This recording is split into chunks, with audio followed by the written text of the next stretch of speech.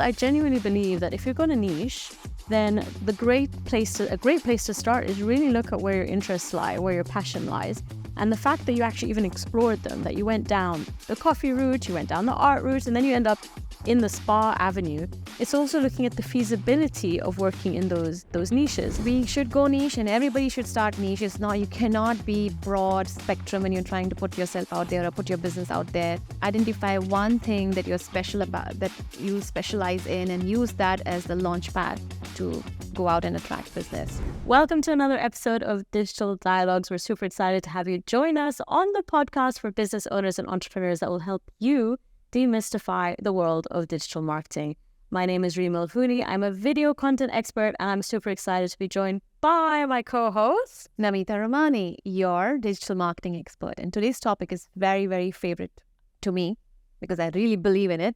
It's to niche or not to niche. I totally believe in this as well. But I think with you in particular, what's really interesting is that your whole entrepreneurial business journey was very much focused on the power of niche. So why don't you tell us how you got started and how you got to the niche that you're in? So when I started my agency in 2004, we were more of a branding agency, and my passion always lies in digital. And then as well, I was into websites and web strategies. Well, something very close to me. I still strategize the website that we create now. But nobody wanted website back then. People wanted to be in print and magazines, and we were getting all these ad jobs, and that was not my specialty, I would say. And I particularly struggled in how to price the projects. So I was reading this book called Pricing Guide for Graphic Designers, and I hired the author of the book to be my mentor and coach. I really believe in coaching and mentoring, and I think as business owners, we should invest in training because we don't come with all the knowledge, right? So she guided me in various ways on how to price our projects, but I was also having a big challenge in finding new customers. So she said, Namita, in the US back then, I'm talking in the year 2009, 2010, there's a big boom about being niche. Have you considered going niche? I'm like, what do you mean niche? How should I choose what niche should I go for? So she asked me a very simple question. What do you like to do? What do you love doing in your fun time? I said, okay, I love to go for coffee shops. I love to go to art galleries, and I love to go to spa. So she said, let's start with coffee shops. So she made me select coffee shops and go visit them and meet their marketing team, marketing department, and see if I can get in with branding and even websites and other marketing material. I went to quite a few, and I realized that there's no way I can enter that gang because most of the coffee shops have head offices in Kuwait. So no way they will work with a single entrepreneur, a small company like mine. I said, okay, let's move to art galleries. So she made me visit all the art galleries in town. I chose the ones which were in DIFC, the prominent ones, which I thought will have a marketing budget. And I go to them and the owner says, oh no, we host these shows and exhibitions and people come and buy the art. We have the database. We have access to all the people who would love art, and we would not run a marketing campaign and we don't have budget for that. And then the last one was a spa. I was visiting one of the prominent spas and I used to use this book called Entertainer where you get one-on-one free. So this particular spa, which was my favorite, that was my third voucher and the last voucher. I'm like, oh, how will I come back here? Because the prices otherwise were so expensive. Spa is generally luxury. So I asked her, do you have monthly offers every month? She's like, yeah, we do monthly promotions. I'm like, do you send newsletters? She's like, no, we've never done that. I'm like, you guys need to start sending newsletters because I would love to receive your offers and come back. She said, sure, but I still never heard from them, by the way, until today. So I thought, why don't I call a couple of more spas? So I sat down, spent about 2 hours just calling spas and seeing what the deals were. Then the idea struck to me, why don't I start my own, why don't I put together this as a newsletter, experiment with Facebook ad? That was something new that had launched and I was learning that. And let me experiment sending traffic to the landing page and see how many people are interested in knowing regular about spa offers, monthly offers. To my surprise, by just spending 200-300 dirhams, I had more than 200-300 people, this is a true story, sign up for the newsletter. It was a very simple HTML landing page that I put together myself, handwritten, hand-coded. I'm like, wow, there's a market here. So my mentor made me go to Amazon, order all the books related to spas, and basically got me into it, and I started becoming passionate about knowing all things about spa marketing. You see, that's amazing because I genuinely believe that if you're going to niche, then a great place to start is really look at where your interests lie, where your passion lies. And the fact that you actually even explored them, that you went down the coffee route, you went down the art route, and then you end up in the spa avenue. It's also looking at the feasibility of working in those niches. And I find that great. I know we're going to talk about content niches as well, but it's a very similar process. It's about looking at what you're passionate about and really doubling down on that. Because I think if you're interested in it, then you're going to want to spend your time really focusing and learning about it. And so it kind of makes sense. So it's interesting that you went through that journey, that discovery process first. I think one of the biggest challenges business owners or startups have is to identify, where do I begin? Like, who should I reach out to? Because the whole world is not your target market. Yeah. You have to find out things that interest you, and then you can explore that vertical, and then slowly and eventually grow out of it and start experimenting with new verticals. So this process allowed you to identify that the spa industry was the niche for you. And then what happened? But then I also came to know that there are different kinds of spas. There's a hotel spa, there's neighborhood spas, you have luxury spas, and then you have aesthetic centers and clinics and so on. So first I said, let's go to hotel spas. Hotel spas have no budget for marketing. Their main budget is F&B and room revenue. So I was, within a day or two, I knew hotel was not my niche. Then I went to neighborhood spas, which were mostly business owners or entrepreneurs owning those spas. And that was easy because I could straight away talk to the decision maker. And it was easy to convince them to try a digital marketing campaign versus any other industry. So neighborhood spas and clinics and aesthetic centers became my kind of expertise. Yeah. So even within a niche, there's a niche within a niche. Is actually identifying who the audiences are and how do you kind of focus again on the area that you feel more comfortable with. Yeah. There's something interesting else I did, which is I became an aggregator for spas. So I launched a website called Spa Genie because my newsletter was a success. There's a lot of people wanting to know about the monthly offers. And this made my life so easy because on my Spa Genie website, I had 1,200 spas, aesthetic centers, and clinics listed. So now I don't have to go to them. They come to me because they want to list their offers and promotions. Because I was very good, being an agency ourselves, we were very good with SEO and we were ranking on top for all spa, massage-related keywords. We had a lot of traffic coming in. I could just show them what's happening on our website, how many people are daily visiting. And then there was no looking back. Everybody wanted to be on the site, and I had access to the decision makers who I would run email marketing campaigns to and sell them digital marketing. And that's how I became the Spa Genie or the spa marketing specialist. Yeah, I still know you as the Spa Genie because we actually met, I guess it was over 12 years ago, because we signed up to the same sales workshop. And I remember, this is Namita, the Spa Genie. That's how I was introduced to you at the time. But I definitely see the value in aggregators because I think that already positions you, your credibility factor is quite high when all of these spas are like vying for attention, vying for space, and it just makes you quite unique in that space. It does, but it also created a new challenge because the spa owners started questioning me that, oh, you're working with this spa and that spa, and what if you share my content, you share my database? So that they started objecting to work with me because I was working with their competition. But then it was a challenge to explain them that it's actually good for you because I know the industry. There's no learning curve. There's no mistakes. You're going to get the results faster. I think something similar happened to your content creation as well. I have no idea how this happened, but the first couple of years of the business, I would say the majority of our clients were in the industrial sector. Was that your interest though? Never. Like, as much as I love my clients, I'm very appreciative for them. But it just so happened because our very first client happened to be Enoch, which was amazing.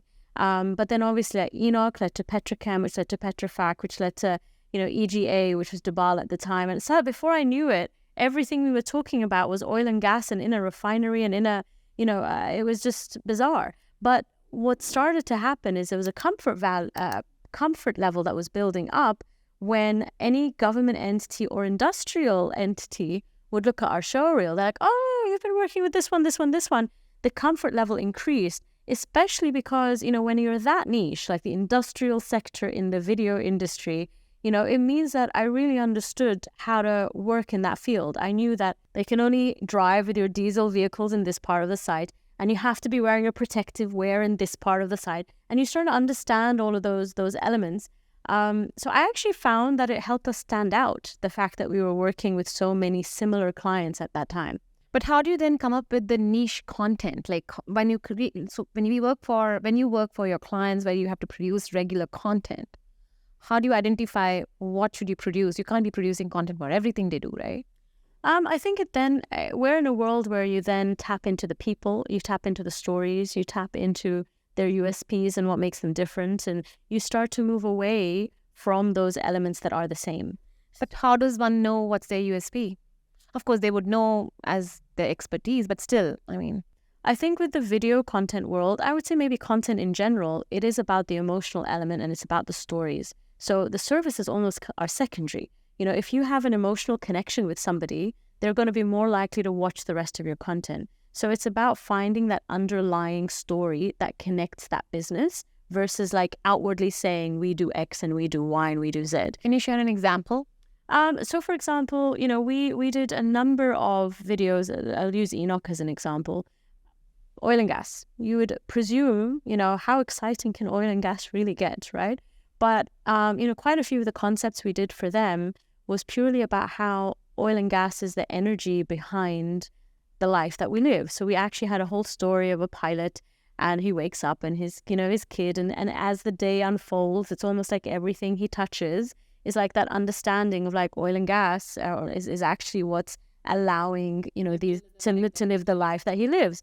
And so it gets people to think in a very different way. I'm not sitting there selling oil and gas. I'm not telling you where to buy it and which petrol station. And you start to move away from the shopping list style of advertising or content and move more towards the storytelling emotional angles. Because now I'm thinking about the kid and I'm thinking about the pilot who's a dad, and I'm entertained and I've got an emotional connect.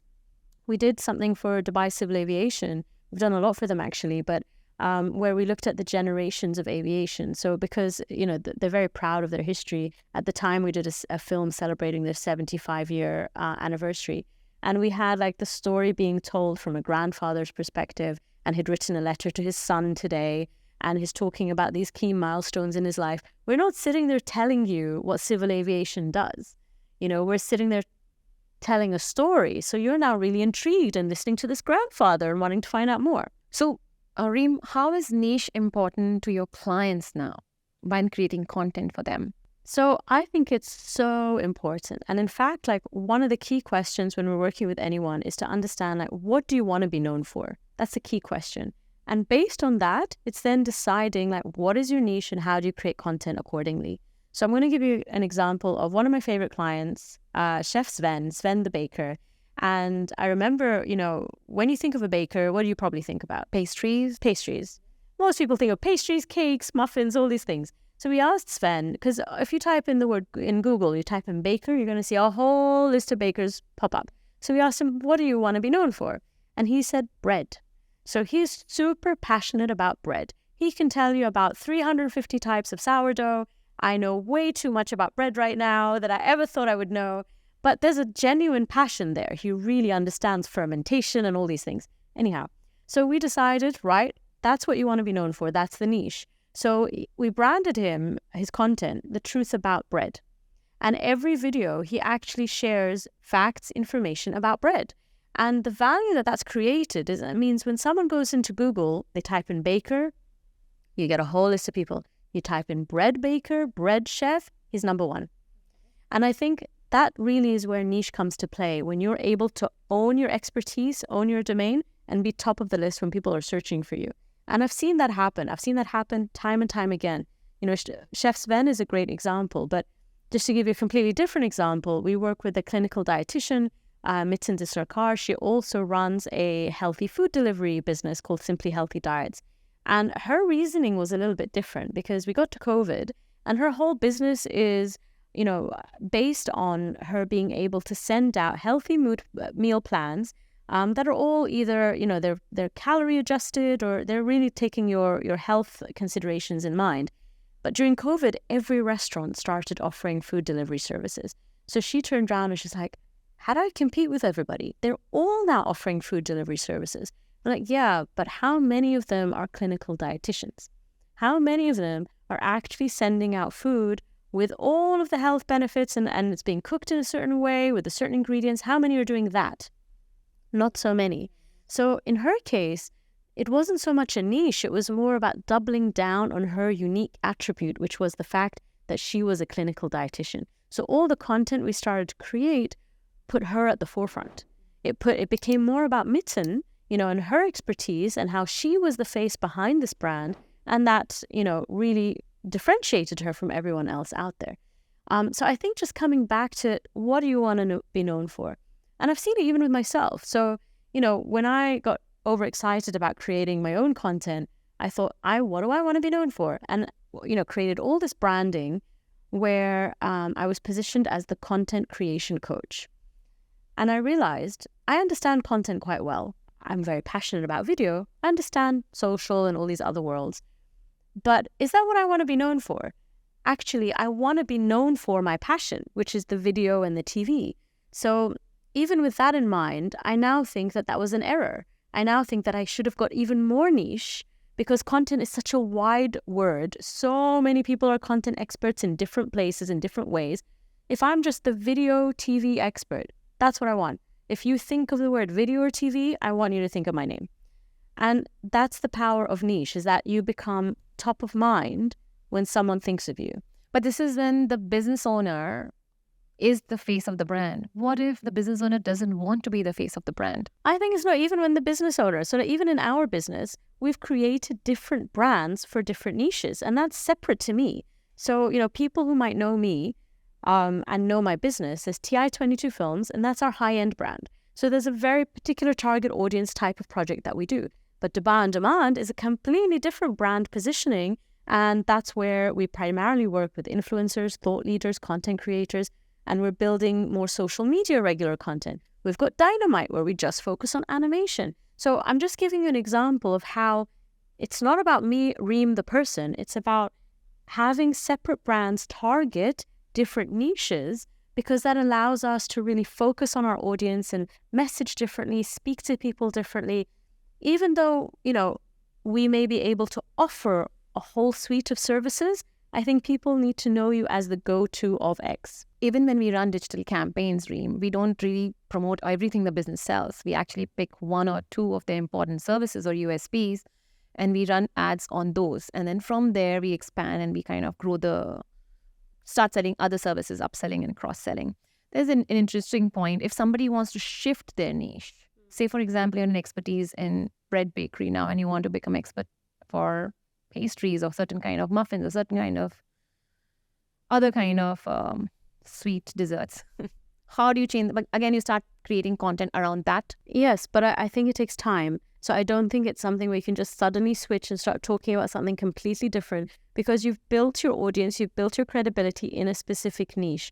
So what I often recommend, there are two approaches, is that you either start slowly mixing your content in so that it's not such a big jump for people when you start talking about something completely different. Or the second is to have a completely separate page or separate account where you promote that. So for example, I know a few people, especially in the corporate world, they may be a lawyer by day, but they're passionate about baking, so they have a different profile for baking. Totally, yeah. So they have a profile where they're sharing knowledge, they're building their credibility, they're thought leaders in the legal space. But you know what? Their passion is making all these recipes and these pastries by night. And those are double the effort, but that's one approach. That's going completely different then, I guess. Yeah, but it's still servicing two niches. You now have two. Yeah. If you're trying to bring them together, I don't think it's quick. You start, if you're the lawyer, then if you suddenly want to become the baking lawyer, then you're like, you put law, baking, law, baking, until eventually you can start to balance the two. I still don't know how they would go together. But I kind of like it. I like that mix. But I know I felt it for myself, because yes, people might know me as video and TV, but I'm also very passionate about entrepreneurship, and I'm passionate about learning. And so I often share a lot of content that is not TV or video related. But I think I've done it gradually. And I've also done it in a way where often I will relate my business lessons to the video world. So it's kind of like starting to combine those two worlds, where this is my passion. I would do this in my free time. I would go visit a Tony Robbins event and like jump up and down for 5 days. I want to talk about it. I want to post about it. But then how do I relate that back to my niche, which is the video industry, and start creating that content simultaneously? And so that it's acceptable for people. And they're like, okay, this is someone who does both. So, something similar we did for our business. So the mentor told me to own your word, to own your niche. So it became the spa marketing specialist. Now, I wanted to shift from being a spa marketing specialist to being a digital marketing specialist. So something that we did was we tied up with Dubai Chambers, Dubai Business Women Council, and we conducted a 8-week digital marketing training. For that, they did a PR campaign for us. And that shifted the focus from being just spa specialist to now becoming a digital marketing, sharing the digital knowledge. Because at the end of the day, the knowledge is the strategies and the things that work and show results are the same, whether it applies to a spa, a bread bakery business, or to a meal subscription company, is the same thing. It's just owning the niche. So I find it interesting how your networking experience allowed you to open up. My networking experience allowed me to focus because, I'm a very big believer and member and supporter of BNI. And if anyone who knows Business Network International, it's very much a case of representing one category per chapter. So you have to represent your core business. And I think that's a key thing, representing your core business. So when I look at it, I'm like, we do a lot of things. We do support some customers with social. We do a lot of training. We do a lot of consulting. We do all these things. But what is my core? And it taught me to start really focusing on what is the one thing I want to be known for. So, and I find that since I did that, 2 things have happened, is that it really helps keep you top of mind. And I think it's that whole reticular activator thing, where the minute you say video, someone's like, oh, Reim, because I've kind of trained them in that way. Whereas if you're kind of a bit more generic or general, then I'm not sure I would have the same inflow of inquiries. The second thing that it really teaches you is the possibilities of collaborating with people who may, on the face of it, look like competition, but actually there's room for you to work together. Like us. Completely. Because to the outside world, actually, you might say we're both content creators. For people who may not understand the difference, you might be doing it in the digital marketing space through advertising. I'm doing it through the content creation space through video. But there's a lot of collaborative opportunities. We actually complement each other's business. Exactly. Because the content you produce, if it's not distributed, then it's just sitting. Exactly. So I think it's once you understand your niche, you understand your area of expertise, you own it, then you don't feel threatened by other people who are working around you. And you start to see the synergies and see how you work more closely together. So I really credit my experience networking, especially through BNI, in helping me zone in on what I want to represent as a business, and then just realizing, how that can then continue on through my content messaging as well. Absolutely in for the niche. Yeah, so I think that's the conclusion. We should go niche and everybody should start niche. You cannot be broad spectrum when you're trying to put yourself out there or put your business out there. Identify one thing that you're special about, that you specialize in, and use that as the launch pad to go out and attract business. I hope you enjoyed the episode as much as we did. Until the next dialogue, don't forget to subscribe using the links below. See you soon. Bye.